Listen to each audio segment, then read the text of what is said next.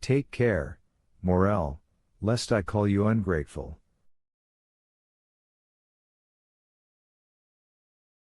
Have pity on me, Count. I feel so much pity towards you, Maximilian, that listen to me attentively. If I do not cure you in a month, to the day, to the very hour, mark my words, Morel, I will place loaded pistols before you, and a cup of the deadliest Italian poison, a poison more sure and prompt than that which has killed Valentine.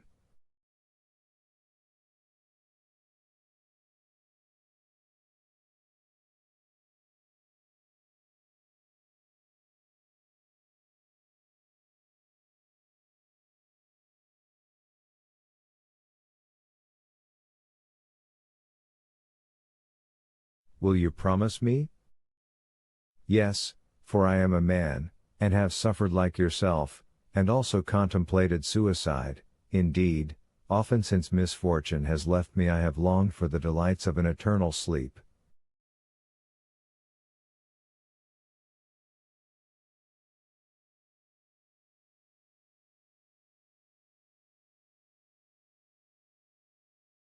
But you are sure you will promise me this? Said Morel, intoxicated.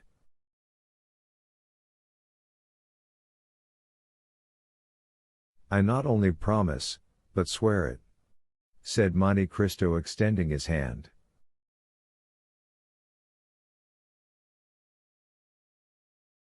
In a month, then, on your honor, if I am not consoled, you will let me take my life into my own hands, and whatever may happen you will not call me ungrateful?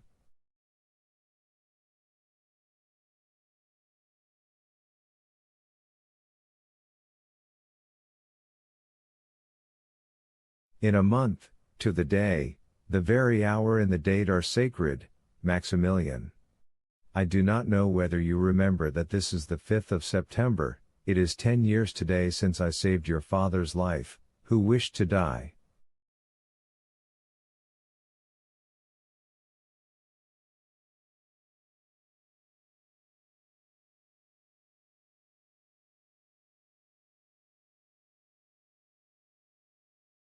Morel seized the Count's hand and kissed it.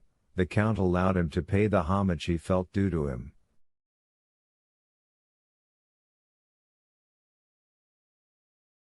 In a month you will find on the table, at which we shall be then sitting, good pistols and a delicious draught, but, on the other hand, you must promise me not to attempt your life before that time.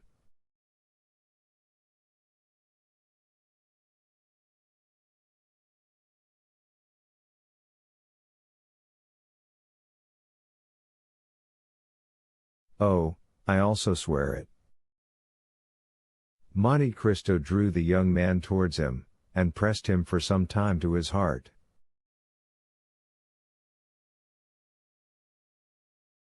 And now, he said, after today, you will come and live with me, you can occupy Haydée's apartment, and my daughter will at least be replaced by my son.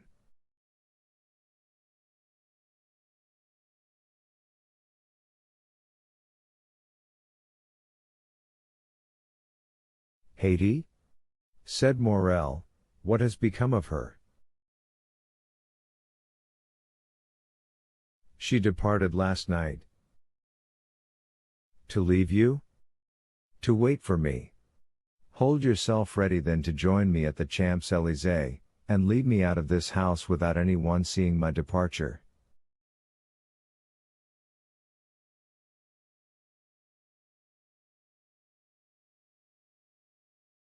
Maximilian hung his head, and obeyed with childlike reverence.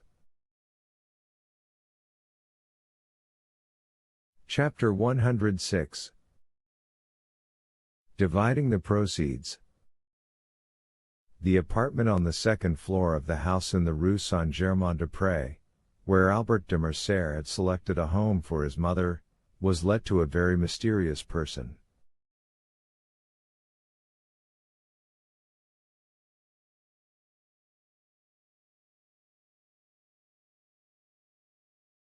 This was a man whose face the concierge himself had never seen, for in the winter his chin was buried in one of the large red handkerchiefs worn by gentlemen's coachmen on a cold night, and in the summer he made a point of always blowing his nose just as he approached the door.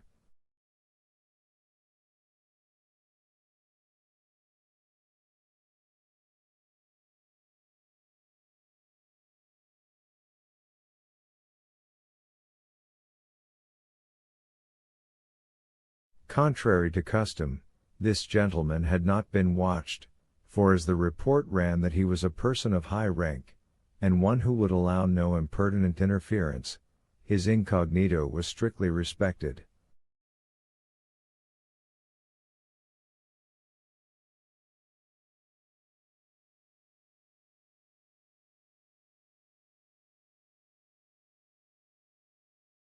His visits were tolerably regular, though occasionally he appeared a little before or after his time, but generally, both in summer and winter, he took possession of his apartment about 4 o'clock, though he never spent the night there.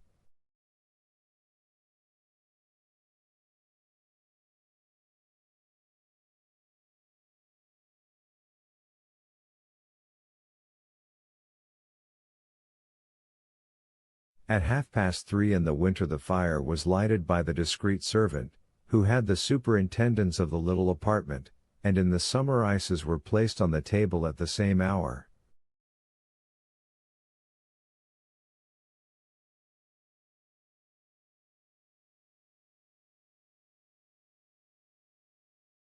At 4 o'clock, as we have already stated, the mysterious personage arrived.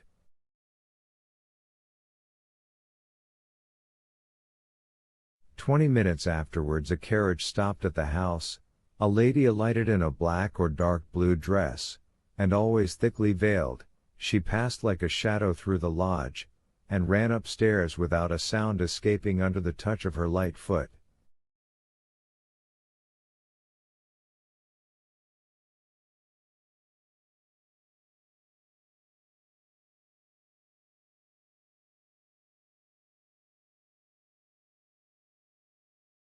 No one ever asked her where she was going.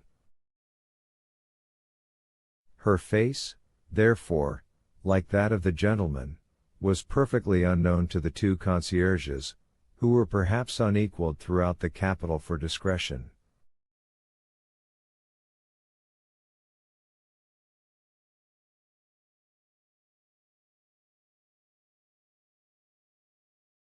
We need not say she stopped at the second floor.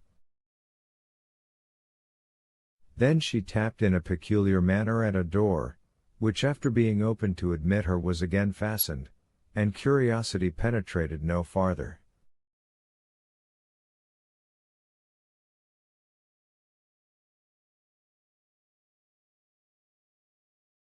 They used the same precautions in leaving as in entering the house.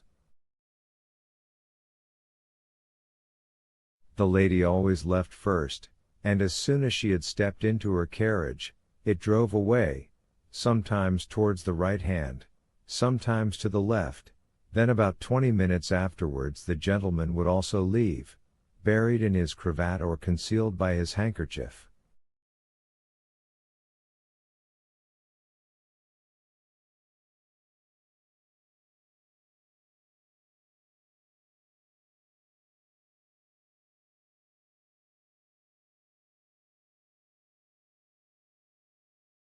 The day after Monte Cristo had called upon Danglars, the mysterious lodger entered at 10 o'clock in the morning instead of 4 in the afternoon.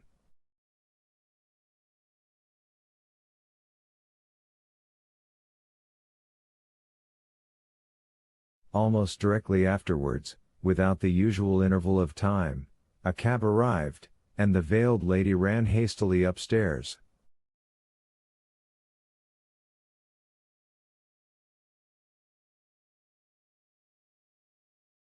The door opened, but before it could be closed, the lady exclaimed,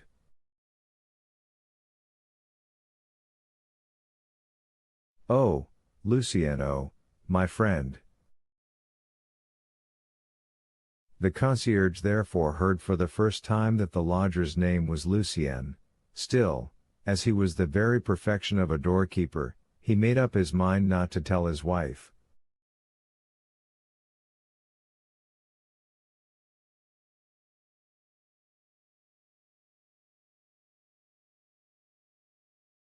"Well, what is the matter, my dear?" asked the gentleman whose name the lady's agitation revealed.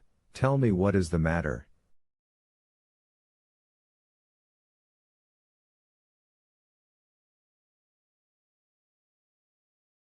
"Oh, Lucienne, can I confide in you?" "Of course, you know you can do so. But what can be the matter? Your note of this morning has completely bewildered me. This precipitation, this unusual appointment. Come, ease me of my anxiety, or else frighten me at once."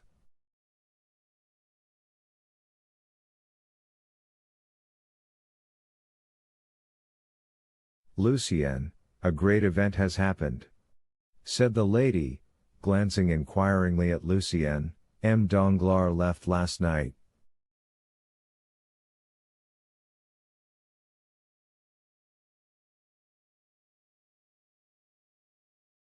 "Left? M. Danglars left? Where has he gone?" "I do not know." "What do you mean? Has he gone intending not to return?" "Undoubtedly, at 10 o'clock at night his horses took him to the barrier of Charenton.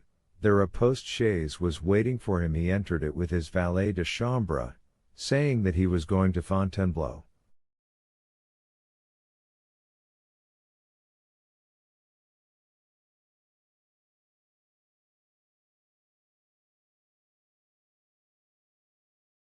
"Then what did you mean?" "Stay, he left a letter for me." "A letter?" "Yes, read it."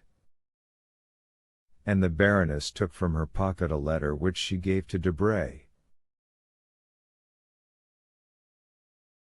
Debray paused a moment before reading, as if trying to guess its contents, or perhaps while making up his mind how to act, whatever it might contain.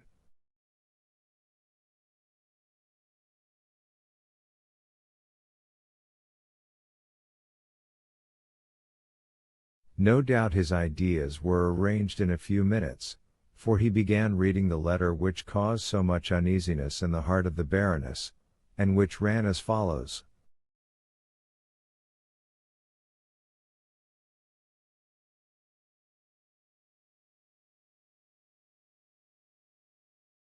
"Madam and most faithful wife,